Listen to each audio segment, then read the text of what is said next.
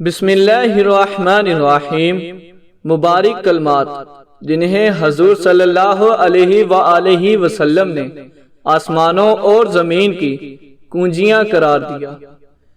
لا الہ الا اللہ واللہ اکبر وسبحان اللہ وبحمدہ استغفر اللہ ولا حول ولا قوة الا باللہ العلی العظیم هو الاول والآخر والظاہر والباطن یحیی ویمیت بیدہ الخیر وهو علی کل شیء قدیر۔